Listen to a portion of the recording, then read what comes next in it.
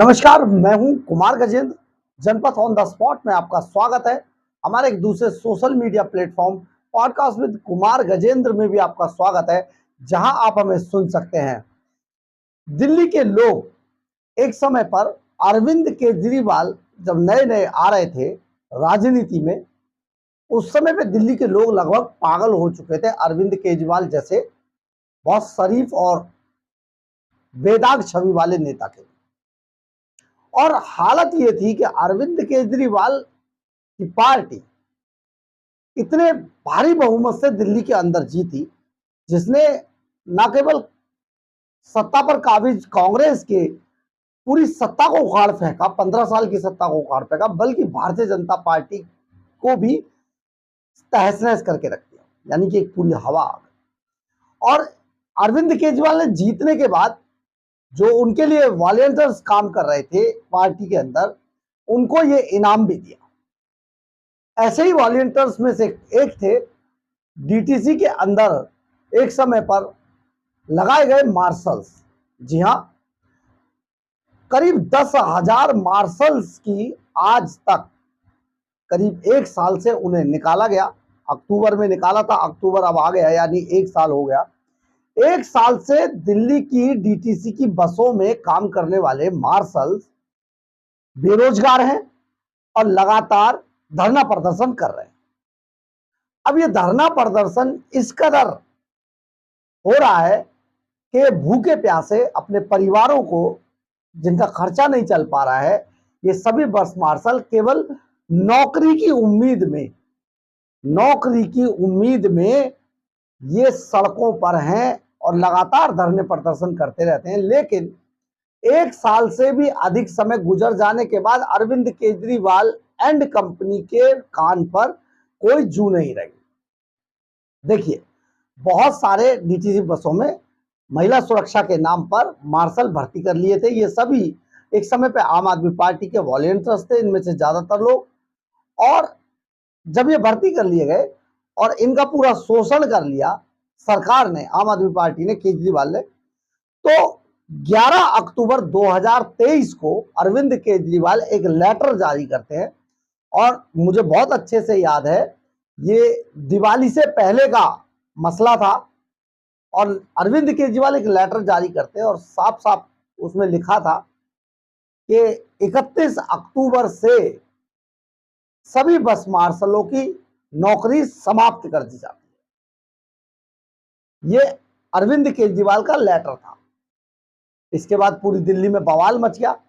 ये बेचारे मार्शल्स जगह जगह प्रदर्शन करते रहे, जगह जगह हल्ला हंगामा करते रहे, लेकिन इनकी कोई सुनवाई नहीं। जब मार्शलों की ये बात एलजी हाउस तक पहुंची और एलजी हाउस में मार्शल्स ने ज्ञापन दिया और बताया कि 10,000 लोग, देखिए कितने बेरोजगार हैं, जिनमें महिलाएं भी हैं, पुरुष भी हैं, जिनके अपने परिवार है, सारी चीजें। तो ऐसे में एलजी के सक्सेना ने इन्हें आश्वासन दिया कि कोई व्यवस्था करते हैं और आप लोगों को बहाल कर दिया जाएगा। लेकिन ये मामला, क्योंकि उसके बाद शराब घोटाला शुरू हो गया, शराब घोटाले के बाद तभी से चोरी चकोरी, पकड़े जाना, सीबीआई, ईडी, ये सब चलता रहा। अरविंद केजरीवाल ने वो काम बिल्कुल नहीं किया जो इन बस मार्शल्स के लिए किया जाना था। अब नेता प्रतिपक्ष विधानसभा के अंदर विजेंद्र गुप्ता ने यह मामला उठाया, क्योंकि अब अरविंद केजरीवाल के कई मंत्री, जिनमें सौरभ भारद्वाज, जो क्या बोलते हैं उनका समझ नहीं आता है, कितना अपने आप को राजनीति का शायद चाणक्य सौरभ भारद्वाज ही मानते हैं अपने आप को, जबकि वो केवल एक वीडियो बना के डालने वाले नेता से ज्यादा कुछ नहीं बन पाए आज तक। तो ये सौरभ भारद्वाज अब आरोप लगा रहे थे कि एलजी को करना है, एलजी से करवाइए, जबकि ऐसा नहीं है। ये एलजी अगर ये इतने ही बस मार्शल्स की नौकरी को लेकर अगर गंभीर थे, तो ये कभी भी फाइल बना के भेज सकते थे कि भैया इनको नौकरी पे बहाल कर दो। और एलजी अगर नहीं करते तो एलजी को एक्सपोज किया जाना चाहिए था। लेकिन क्योंकि एलजी ने कहा था और एलजी करना चाहते थे और इन्हें पता है कि अब इनकी नौकरी बहाल हो जाएगी, तो अब सौरभ भारद्वाज इस पर कह रहे हैं कि भैया मुझे मैं आपके हाथ जोड़ता हूं इन 10,000 लोगों को। ये एक नौटंकी जो कर रहे हैं ना सौरभ भारद्वाज, ये अपने आप में एक बड़ी बात है और ये बार बार यही करते रहते क्योंकि इन्हें आती यही है काम करना, इन लोगों को आता नहीं है। अब यही हाल कुछ डीटीसी के अंदर भी हो गया है। डीटीसी के अंदर अब जो बस ड्राइवर थे हजारों की तादाद में, जो बसों को चलाया करते थे डीटीसी की, उनको भी एक एक करके नौकरी से निकाला जा रहा है। और आलम यह है कि नौकरी से जो लोग अभी किन्हीं भी हालातों में डीटीसी के अंदर ड्राइवर की नौकरी कर रहे हैं, उनके लिए भी हालात बद से बदतर किए जा रहे हैं ताकि वो खुद ही नौकरी छोड़कर चले जाए।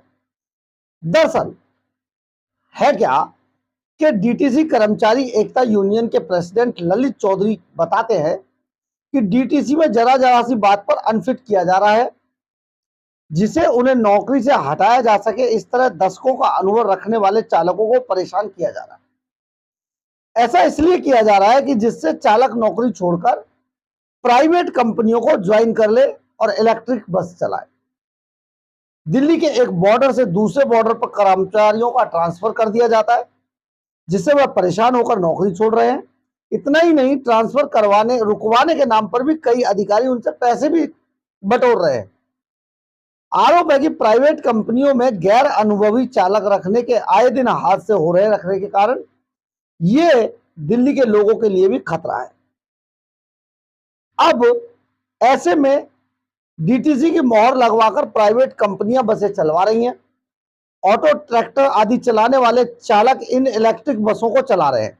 दिल्ली में बसों के असली ड्राइवर बेरोजगारी की कगार पर जा रहे हैं और जो इनके पसंदीदा लोग हैं उनको अंदर रखा जा रहा है। दिल्ली सरकार ने पहले सिविल डिफेंस के कर्मचारियों को भर्ती किया, फिर निकाल दिया गया। दिल्ली में जो मार्शल महिलाओं की सुरक्षा में बसों में लगे, 6 माह से उन्हें वेतन नहीं दिया गया है। जब घर रोटी नहीं खाने को नहीं होगी तो क्या वे महिला सुरक्षा कर पाएंगे? दिल्ली सरकार कहती है कि उनके पास फंड बहुत है, तो वेतन क्यों नहीं दे रहे? इस तरह बसों में महिलाओं की सुरक्षा का कैसे पुख्ता इंतजाम हो पाएगा? दरअसल है क्या, जो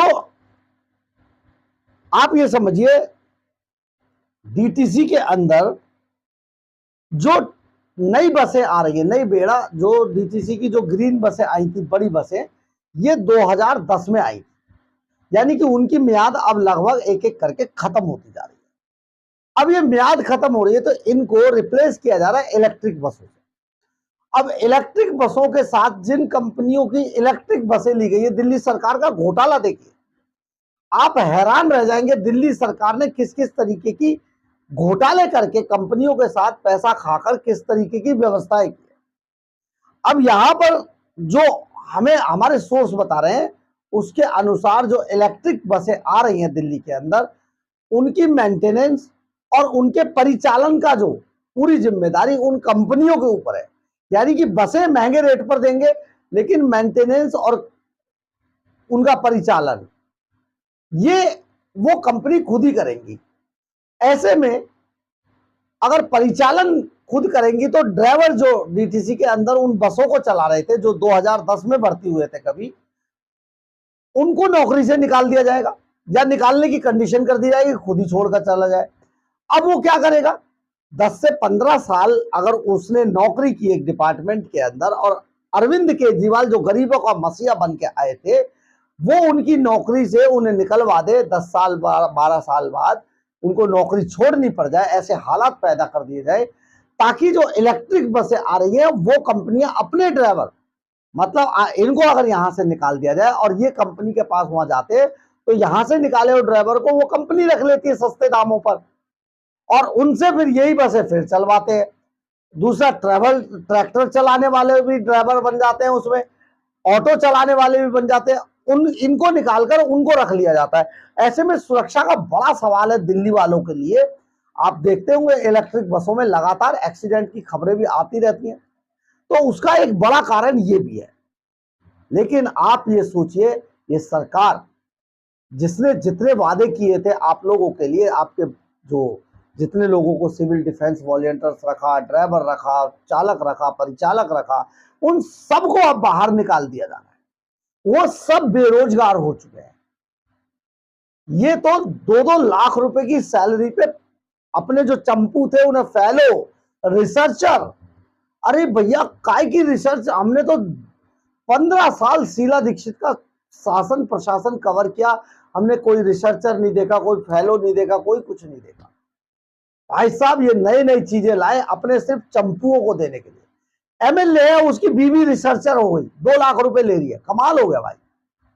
तो ये जो एक बड़ा टंटा चल गया है ना दिल्ली सरकार के अंदर, आप याद रखिएगा, मेरी सभी मार्शल्स और सभी जितने सिविल डिफेंस वाले जितने लोग हैं उन सबसे ये गुजारिश है, जिनकी नौकरी जाए वो जरूर ऐसा माहौल खड़ा कीजिएगा कि दोबारा ऐसे छल कपट करने वाले लोग सत्ता में ना आ पाए। लेकिन आप देखिए जब चुनाव नजदीक है इनके वादे फिर से शुरू हो जाते हैं और जो काम होने वाला है आगे बढ़ के उस पर अपना काम करना शुरू कर देते। देखिए आप हाथ जोड़ रहे हैं, हम नौकरी दे दिए। अरे एलजी ने तो पहले ही कह दिया, आपका तो लेटर पब्लिक डोमेन में 11 अक्टूबर 2023 का, जिसमें कि आपने कहा था इनकी नौकरी अब खत्म कर दी गई है 31 अक्टूबर से। तब आप इतना झूठ क्यों बोल रहे हैं? क्यों आपके मंत्री झूठ बोलने की बातें कर रहे हैं? नेता विपक्ष भारतीय जनता पार्टी के बीजेपी के विजेंद्र गुप्ता ने इनकी पोल खोलकर रख दिया है। और ये पोल खोलकर रखने का मतलब यह है कि जिस तरीके से केजरीवाल छद्म युद्ध लड़ने की कोशिश कर रहे हैं राजनीति के अंदर, उस सबको एक्सपोज कर दिया गया है। आप सोचिए कितने लोगों को से इलेक्शनों में, चुनावों में काम कराया गया, उनका वोट लिया गया, उनके परिवारों का वोट लिया गया, कुछ दिन के लिए नौकरी पर रखा, बाहर कर दिया गया। ऐसा दोबारा ना हो। नर्सों को तनख्वाहें नहीं मिल रही है, एमसीडी के कर्मचारियों को तनख्वाहें नहीं मिल रही हैं, डीटीसी के कर्मचारियों को तनख्वाहें नहीं मिल रही है, पेंशनरों को पेंशन नहीं मिल रही है। इसके बाद भी कहते हैं एनजीओ के कार्यकर्ताओं को पेंशन नहीं मिले, इसके बाद भी कहते हैं हमारे पास बहुत पैसा है, बड़े ईमानदार लोग हैं। असल बात यह है कि पैसा है ही नहीं, क्योंकि पैसा सब इन्होंने अपनी पार्टी के नाम पर ट्रांसफर करा लिया, कॉन्ट्रैक्टर से ले लिया रिश्वत के रूप में। आप सोचिएगा जरूर कैसी सरकार आप चाहते हैं आने वाले समय। बहरहाल अगर आपको हमारी खबर अच्छी लगे तो आप इसे लाइक, सब्सक्राइब और शेयर जरूर करें। कमेंट्स बॉक्स में अपनी राय जरूर लिखें, इससे हमें बहुत बहुत बहुत ऊर्जा मिलती है। जय हिंद, जय भारत।